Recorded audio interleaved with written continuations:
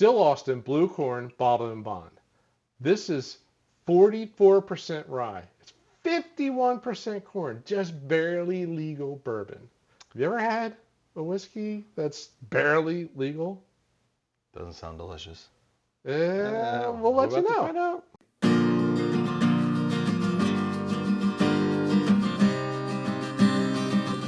Welcome back to another episode of Exploring Whiskey. We're going back down to the great state of Texas. That's right. Yeehaw. So, Still Austin Blue Corn Bottled-in-Bond. So they started releasing, I think it was 2023, they started releasing a series of Bottled-in-Bond whiskeys. They did a red corn bourbon, they did a high rye bourbon, then they did a blue corn, and then the final one was a Bottled-in-Bond rye. So those are the four they do. They do them seasonally. So that's kind of the idea. It's funny. The second one they came out with was the high rye.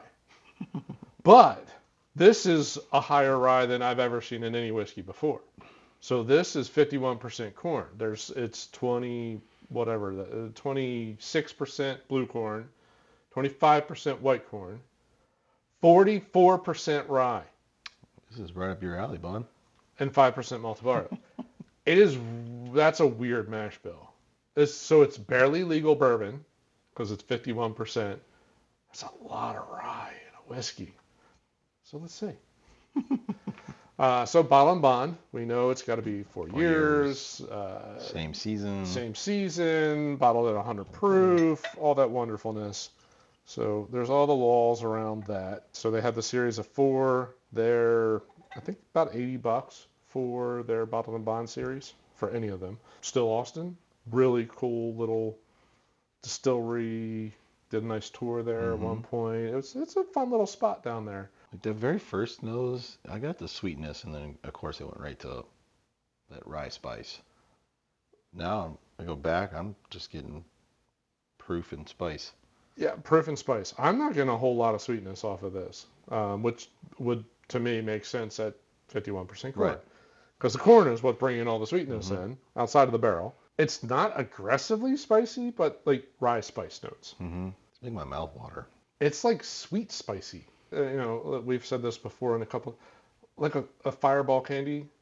Like it's kind of got a little bit of a cinnamon, a spice, but a sweetness that's in it, but it's not like a discernible sweetness. It's just sugary. Yeah. It's not bad. That's the kicker to it. Like I bought it. And then I looked up like the information about it, and I was just like, oh, I'm not gonna like that. That's a really. I'm trying to think of some of the like higher rye, like 1792. Even like blue corn, like Balcones is blue corn. They have baby blue. Yeah, super sweet, like cornbread sweet. But I think the mash bill is just 100% corn. Is it? 100%? Oh. I'm pretty sure. Baby blue is 100% corn, or maybe like 96% corn and some malted barley or something like that. I knew it was blue. I just didn't know how high the corn. I'm almost certain it's 100% corn whiskey, which unfortunately I don't believe they're going to continue doing. Did I tell you about that? No. They got bought. Of course they did. Balcones got bought by, I think it's Diageo. Okay. And they discontinued everything except for single malts. They're only going to make American single malts going forward. What? So the bourbon was the first thing they killed. Oh. Well, all their bourbons have an apricot taste to it. They do. There's no question about that. But the rye with the weird chocolate note to it, gone. The baby blue, the big blue. Yeah. They're discontinuing everything outside of the single malts. Which their single malts are really freaking good. That's just weird. 51% corn is just really weird for a bourbon. 1792 is probably the highest rye bourbon that I know of, and that's 36. This 44% rye. But it's everything that they source for Still Austin is sourced out of Texas. So there's definitely some nuance there. It's not sweet. I enjoy their cask strength. I have probably I probably really like 2 pours left in my bottle. I really enjoy their cask strength. This one, if there was just, I don't know, a couple more % of corn, so it was a little sweeter, that'd be great. But so it's 60. 65? Something. All right, let's throw some water. The palate, it's funny, the palate has a sweetness around it with all the rye spices, but the nose is just not sweet. Yeah, see what water does. Was still Austin the one? Did they do the cocktail in that first house? I'm sorry, what? You know, we walked in at the whiskey festival. We had to go indoors, like the first one on the right. No, they were in the back corner. Were they? Okay. I thought they were the ones that served the cocktail, like right by the door. Uh-uh. No, they were in the far house in the back corner. No, I'm sorry. The house that had 2 rooms that were connected with the hallway. Yeah. They were in this one, and they were in that back corner because I had just gotten the finished one, and they had that as a sampler. So no, not to my knowledge. They have cocktails. They have a bar there that they do cocktails and all that kind of stuff. Food truck sitting out there. It's not a huge place to hang out and visit, but it's decent. Yeah. Well, then you could walk the property there, though. Was that the place you went? No. Okay. That was Crowded Barrel. Oh, gotcha. Oof, that is off-gassing some ethanol. Kind of burnt my eyes. Not sweeter. No. It's just proof or ethanol. Yeah, there's not really a strong anything coming off the nose. Palate's a little bit better. Maybe a little bit more sweetness. Ooh. Oh, you didn't like that? No. No. What? Define the no. Oh. Oh, gross. Gross. No, I mean I'll finish it. I'm not gonna waste it, but man. What? No. That went south quick. Artisanal? Did it get a little like yes. grainy hay-ish? Ooh, man. Because I get like light notes of that, but it's not very strong. Yeah, wet hay. Like it just. That's terrible. I'll save the rest of that for the cheers. Oh man, I don't remember one that's turned like that. Gone that south? Yeah. So at Bottled-in-Bond at 4 years in Texas, like it's probably exactly 4 years, right? You know, like they don't tend to age too much down there. Yeah, because there's probably that much left in the barrel. Yeah.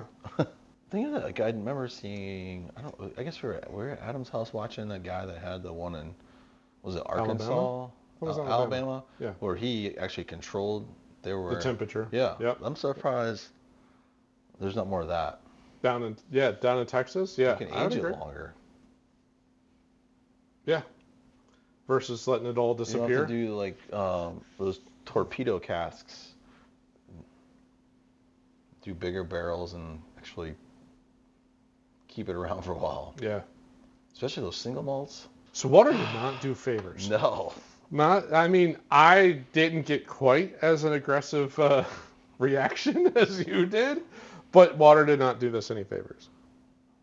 I just... It was okay to begin with, and then it just took a... Yeah, it's okay. I still want to try the other ones. I want to try the high rye one. I want to try the red corn one. That's the whole point of this channel. But I wasn't... When I looked this up and realized that it's nearly a rye, it's almost a blue rye. But yeah, the water didn't help it at all. No, sir, it did not. I like the label. I like the story on the back. Yep. All the labels are designed by like local Austin artists and stuff like that. So that's I like that. They really keep it. They're very local. They're like Austin, they're local. Keep it weird. They keep it a little weird there. Absolutely. Their cash strength is solid. Mm-hmm. Very, very solid bourbon. Their rye, cash strength rye, is actually pretty solid too. That's saying something. It's saying for you. I didn't mind that.